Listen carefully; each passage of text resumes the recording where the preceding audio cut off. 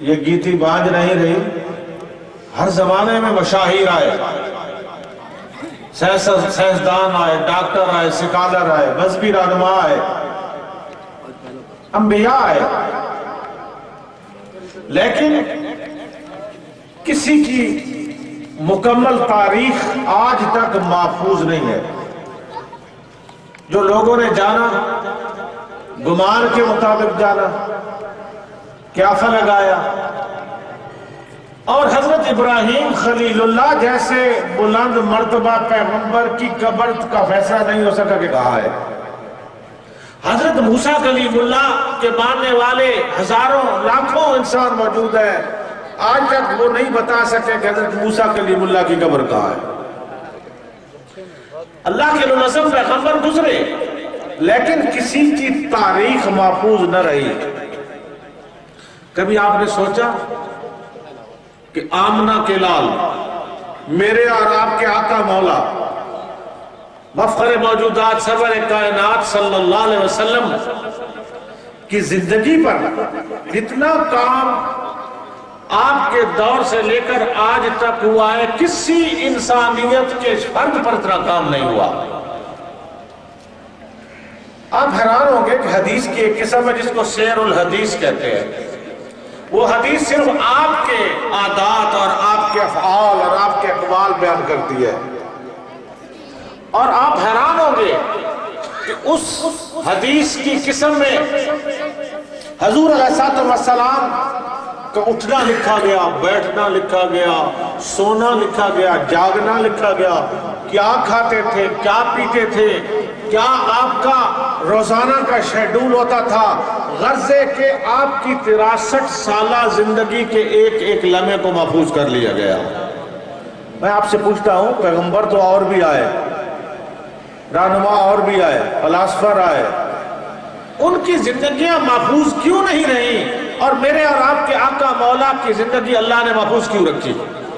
اس کا ایک ہی جواب میں پاتا ہوں، وہ یہ ہے کہ ایک ہی اللہ کی محبتوں کا مظہر تھا، ایک ہی اللہ کی ذات کا مظہر تھا، ایک ہی اللہ کی منشا ایک کائنات تھا، اور ایک انسان کامل تھا، وہ میرا اور آپ کا نبی تھا۔ اللہ یہی چاہتے تھے کہ اس کی اطاعت کی جائے، اللہ تعالیٰ کی مشیت یہی تھی کہ اس کے افعال اور اقوال کی نقل کی جائے۔ اللہ یہی چاہتے تھے کہ قیامت تک آنے والی مخلوقات آپ کے نقش قدم پہ چلے۔ آپ حیران رہ جائیں گے، مجھے ایک واقعہ یاد آ رہا ہے۔ حضرت سیدنا عثمان ذو النورین نے ایک دن صحابہ کو جمع کیا، آؤ بھائی آؤ بھائی آؤ بھائی، خلیفہ ثالث نے، آؤ میں تم کو طریقہ بتاؤں حضور وضو کس طرح کرتے تھے۔ بڑی آپ نے شان سے وضو فرمایا، لوگ دیکھتے رہے، 3 دفعہ آزاد ہوئے۔ مکمل وضو کرنے کے بعد جب آپ جانے لگے نا، مسجد کے دروازے پہ لیٹ گئے، مسجد کے دروازے پر لیٹ گئے۔ لوگوں نے سمجھا تکلیف ہو گئی، حکیم کو بلاؤ، طبیب کو بلاؤ، معالج کو بلاؤ، کوئی ہاتھ مل رہا ہے، کوئی پاؤں مل رہا ہے۔ تھوڑی دیر بعد آپ اٹھ بیٹھے، حضرت کیوں، کوئی تکلیف ہو گئی تھی؟ آپ یہ مسجد کا دروازہ لیٹنے کی جگہ تو نہیں ہے۔ آپ نے فرمایا نہیں، نہ مجھے تکلیف ہوئی تھی، نہ میں بیمار تھا، نہ میرا کوئی دل گھبرایا، میں نے ایک دن پیارے مصطفیٰ کو دیکھا، وہ جہاں لیٹ گئے تھے میں لیٹ گیا ہوں۔ یہ ہے اتباع، یہ ہے اتباع۔ اسی کا نام ہے کہ آپ کے نقش قدم پہ چلنا، چاہت ہو یا نہ ہو، تمنا ہو یا نہ ہو، جب تک امت آپ کے نقش قدم پہ چلتی رہی، دنیا میں سرخیل رہی۔ حضرت عمر فاروق کا نام تو تاریخ کا حصہ بن گیا، ان کے بعد میں آنے والوں میں حضرت عمر بن عبدالعزیز کا نام دنیا کے سرخیلوں میں شمار ہوتا ہے۔ وہ کیوں بن گئے؟ اس لیے کہ انہوں نے اپنا ایک ایک لمحہ حضور کی اطاعت میں گزارا۔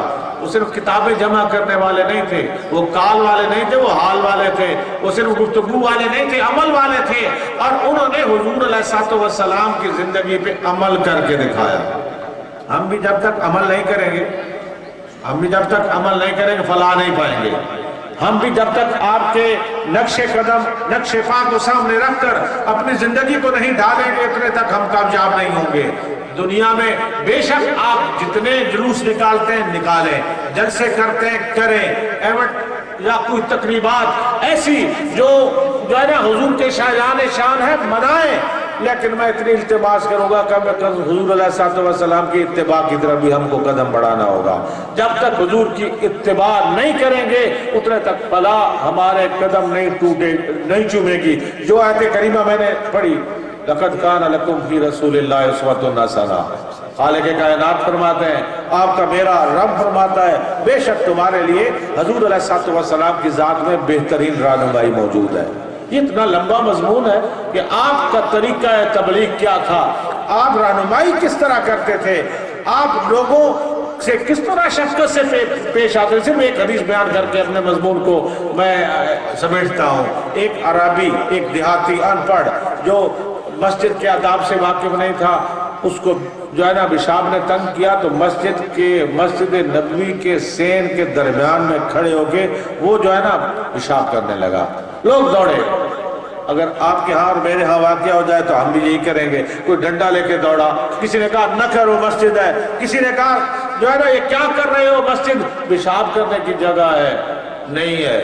خدا کا امی و ابی حضور مسجد سے باہر آ گئے. فرمایا اس کو روکے نہیں، اور فرمایا اس کو روکے نہیں، اس کو تکلیف ہو جائے گی.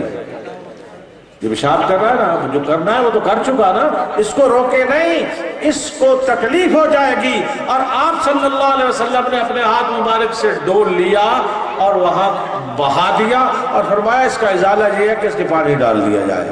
اب دیکھیے یہ طریقہ تبلیغ کہیں نظر آتا ہے؟ نہیں آتا. یہ جو پیار کا طریقہ ہے کہیں نظر آتا ہے؟ نہیں. میرے آقا مولا صلی اللہ علیہ وسلم نے جو تبلیغ کی، پھر آپ نے اس کو بلایا، اس نے کہا اے میرے بھائی دیکھ یہ مسجد اللہ کا گھر ہے، پاک جگہ ہوتی ہے، اس میں گندگی پھیلانا، پیشاب کرنا منع ہے. اس نے کہا یا رسول اللہ میں نیا اسلام میں آیا تھا، مجھے پتہ نہیں تھا. آپ نے نہ جھڑکا، نہ مارا، نہ اس کی سبکی کی، نہ اس کو بدنام کیا.